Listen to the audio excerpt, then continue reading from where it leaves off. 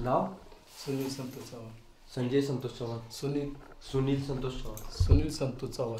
सुनील संतोष चव्हाण. काय झालं होतं आणि म्हणजे नेमकं काय कोणतं गाव आहे? गाव तळेगाव अंजनेरी. तळेगाव. त्र्यंबक रोड तालुका जिल्हा नाशिक. हां, असं काय झालं होतं इथे की म्हणजे त्या बाईला मारलं? पूर्ण मला मॅटर सांगा काय झालं. पूर्ण मॅटर झालं. आम्ही सर्व मुलाचे जे काही चुलते काके आहेत ते सर्व कामावर गेलेले होते. मुलाचे आईवडील ते मराठा समाजाच्या घरात भाड्याने राहत होते. त्याचं नाव आहे दोंडराम मंडुटिळे. आणि संध्याकाळी आम्ही ज्यावेळेस घरी आलो तर त्यावेळेस तो आमच्या दारापुढं थोडीशी चावचाव चालूच होती. तर त्यावेळेस त्या ज्या मुलीची जी मावशी आहे तिला आम्ही 2 गोष्टी समजून सांगण्याचा प्रयत्न केला. पण ती 5-10 मिनिटांनी परत घरी गेली. घरी गेल्यानंतर परत आल्यानंतर मग तिला आम्ही परत सांगितलं का बाई ताई असं काही झालेलं नाही, तू घरी जा, मग कशाला वादविवाद करते.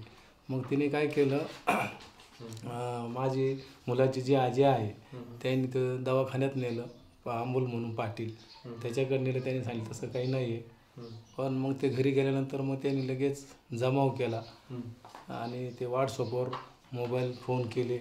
आजूबाजूचा जो परिसर आहे उदाहरणार्थ खंबाळं, वाडोली, पिपळत, सांजेगाव असे जे आजूबाजूचे जे गावं आहे इथल्या परिसरातले मैरावणी, दुडगाव, खंबाळं, गिनसगाव, शिवणगाव, बेलगाव ढगा, पिंपळगाव इतर गावांना त्यांनी फोन केले आणि जमाव केला आणि या दलित वस्तीमध्ये हल्ला केला.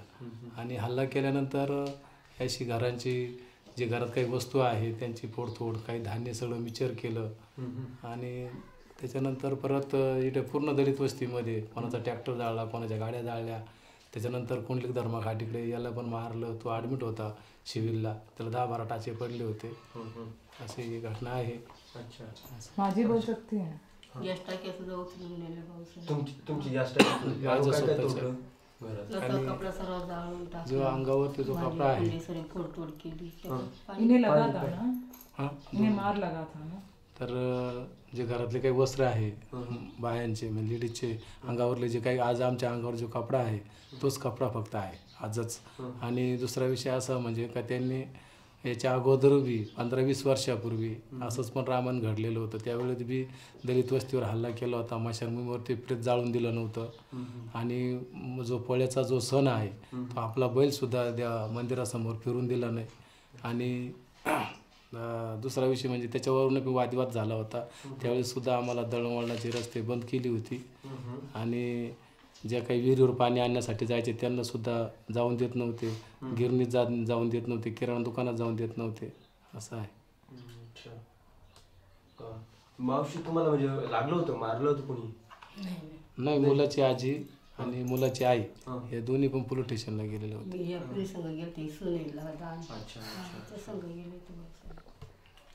मला हे विचारायचं अजून की म्हणजे इथं ते गिरीश महाजन इथं झाले होते की बाहेर कुठे झाले होते? मग त्या गाड्या बिड्या जाळल्या ते त्र्यंबक रोडला रॅली घेऊन चालले होते. हा जो तुम्ही हायवेने आले ना त्या रोडने झालं ते.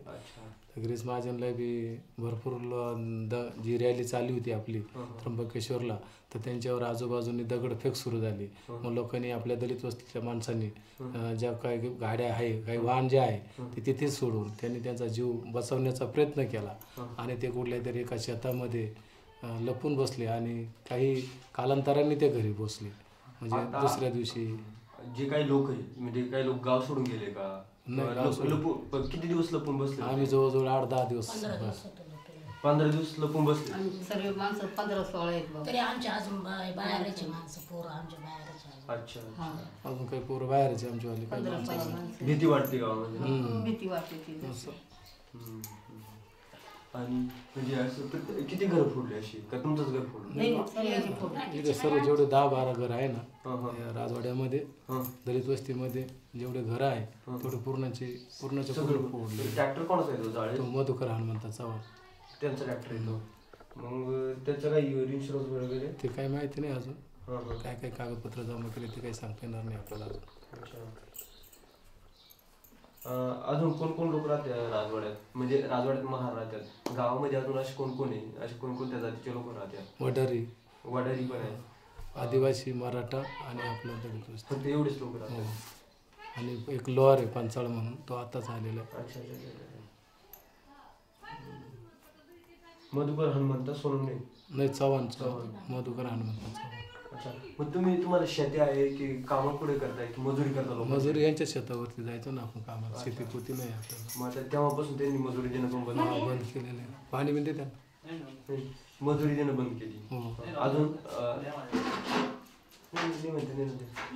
मजुरी देणं बंद केलं. त्यानंतर तुम्ही त्यांच्या दुकान आहे त्यांच्या दुकानं चालू आहे आम्हाला.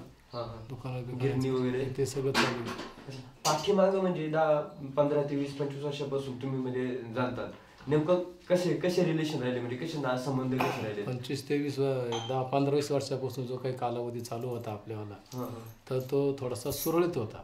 आणि ती केस आपण आता 1-1.5 महिना झाला मिटवली बा. गाव सुरळीत चालले त्याच्यामुळे हे मिटवलं. आणि मिटवल्यानंतर त्याने लगेच हा प्रोग्राम. अच्छा, म्हणजे ते काय झालं नव्हतं असं त्यांचं डॉक्टरांचं पण म्हणणं आहे. हो. त्या बाई ती बाई म्हणजे अशी इथे समोरच असते का? कोण ती बाई? तिथे का आपण तो टन मारला ना कोपऱ्यावरती तिथं तिचं घर आहे. अच्छा, म्हणजे ती लहान पोरगी आणि तुमचं बारीक शाळेमध्ये म्हणजे ते सोबत होते का? त्यांचं पहिल्यापासून काय म्हणजे असं जमायचं नाही? मुलगी आहे 3.5 वर्षाची. ती दाखवली 5 वर्षाची. मुलगा आता 16 वर्षात म्हणजे 16 वय त्याला चालू झालेले. नॉर्मल त्याला 1-1.5 महिना चालू झाला म्हणजे 16 चालू झाला त्याला आता शिक. त्या मुलाला तो 10वीला आहे शाळेमध्ये ज्युनियर कॉलेजमध्ये विद्याप्रशाला हायस्कूल तळेगाव इंजिनियर. अच्छा, इथे गावातच शाळा आहे कॉलेज आहे तिथे तो शाळेमध्ये. The children facing any problem in the schools here? स्कूलमध्ये काही प्रॉब्लेम नाही. तुम्ही पण शाळेत जाता ना? हो. हा एक जातोय. ती पुतणी माझ्यावाली हा पुतणी. ती भाऊजई लहान आहे. बच्चे बात कर रहे हैं या कैसे है यहाँ पर? शाळेमध्ये काही बोलतात का याच्याबद्दल की काही नाही? काही त्रास नाही. और माशी को कुछ बोल रहे थे वो. शिवत सिंग दैट की उसका सारा सामान जला दिया. ये म्हणजे यानं जाळलं त्या दिवशी जाळलं. इथं जाळलेलं होतं. बाहेर जाळलं होतं त्या कोपऱ्यात त्याची जळायची सगळं पुढं दुकान झालेलं. अच्छा अच्छा, हे सगळं त्यानं जळालं. पूर्ण दुकान झालेलं. You saw that की सारा सामान उस साइड में पड़ा हुआ है. सगळे भांडे कुंडे पडलेले बस.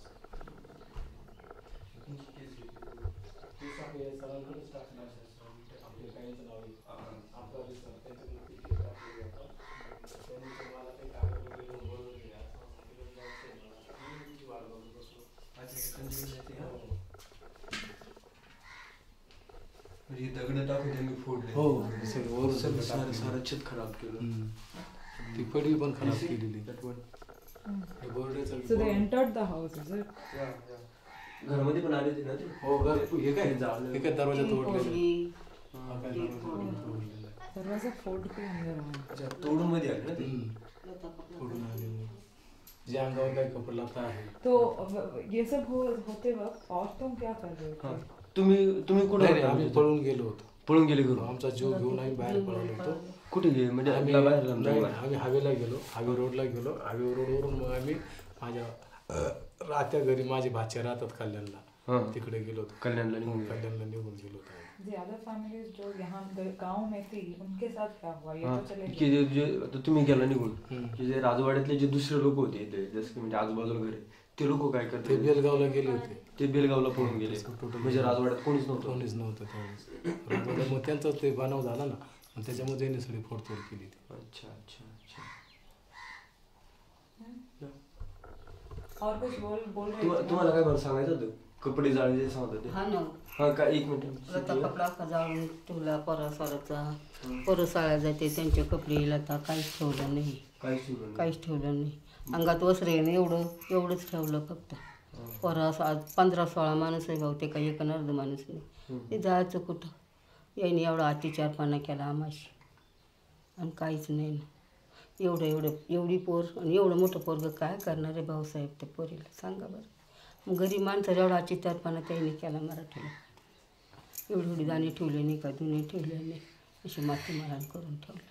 तुम्ही सांगत होते की घरामध्ये बाबासाहेबाचा फोटो होता. होते ना. फोटो होते. फोटो सुद्धा फोडले. समोर अटकवले होते.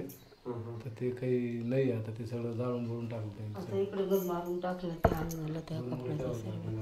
त्या सुद्धा जाळलेल्या आहे. 2 मूर्त्या होत्या.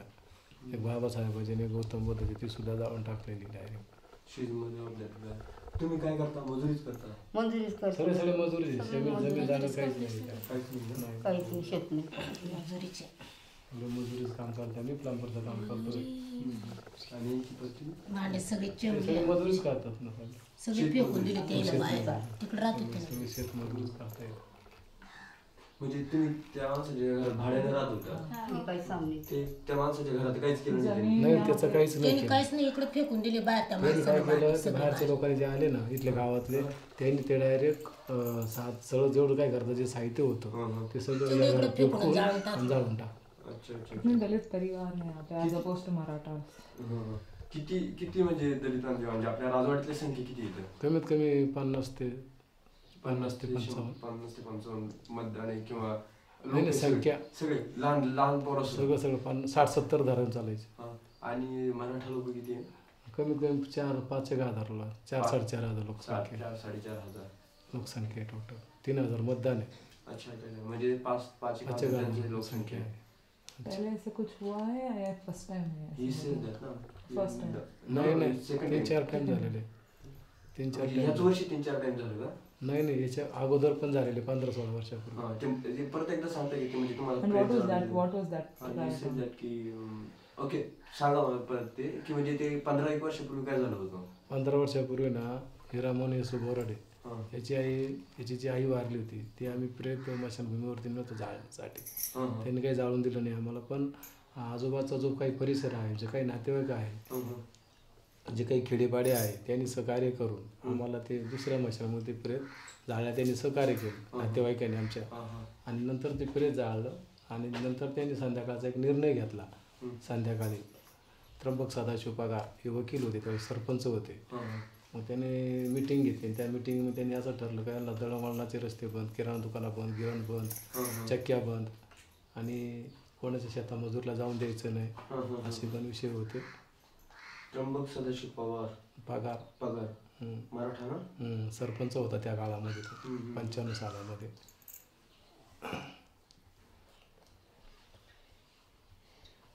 त्याच्यानंतर पोळ्याचा दंगल झाला. पोळ्याचं काय झालं होतं? पोळ्याचा दंगल म्हणजे असं का संध्याकाळचा आपल्या माणसं म्हणजे आपल्या जैन समाजाचा जो बैल आहे तो त्या मंदिरासमोर फिरून नाही दिला त्याच्यावरून तो दंगल झाला. कधी? त्याच्यानंतर 1-2 वर्षानंतर म्हणजे 97-98च्या आसपास. असं. अच्छा. आणि ही तिसरी चौथी गोष्ट. 4 केशी वाटाऱ्या समाजाचं सुद्धा प्रेत त्यांनी माशान डोंगरावरती पुरवायला लावलं होतं. वाडारी समाजाला जाळून नव्हतं दिलं? नाही जाऊन दिलं ते प्रेत तिकडे पुरवायला लावलं होतं. अच्छा अच्छा अच्छा. माझा नवरा तर अजून येईल नाही. त्यांना बोलू हां. हां तुमचं ते नाव? मुलाचे वडील तर अजून येईल नाही गावावर. गावावर अजून येईल मी यांच्या आधार येऊ राहिले माझ्या बाया आहे मोठी त्यांच्या मुलीला आली अच्छा तिथं येऊच नाही राहिले इकडे त्यांना भीती वाटते अजून.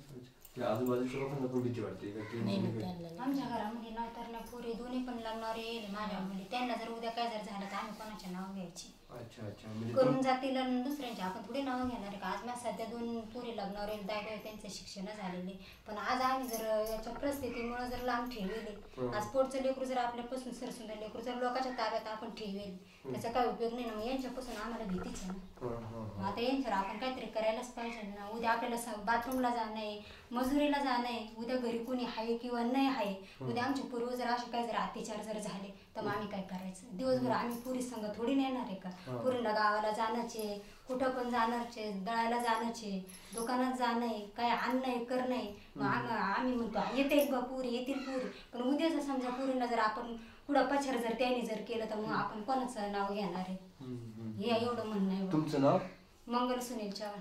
अच्छा माझ्या मिसेस. अच्छा अच्छा अच्छा. तुमच्याच मिसेस का? Anybody else here? They on the side. अजून कोणाला काय बोलू? तुम्हाला तुम्ही किती भाऊ आहे? तिघं भाऊ. तुम्ही तुमचे मिसेस या 2 नंबर आणि 3 नंबर. तुमचे मिस्टर कुठे? ते कामावर गेले. अच्छा. कुठे जाता कामाला? सगळी काम बिगारी काम करता? आता दुसरा पर्याय नाही. कुठं गावात का बाहेर? नागपूरला सातपूर. रोज येऊन जाऊन. आता जाऊ लागले काल परवा दिवशी. काल परवा दिवशी आता जाऊ लागले. जगायला साधनच नाही गाव कायच काय जगायचं.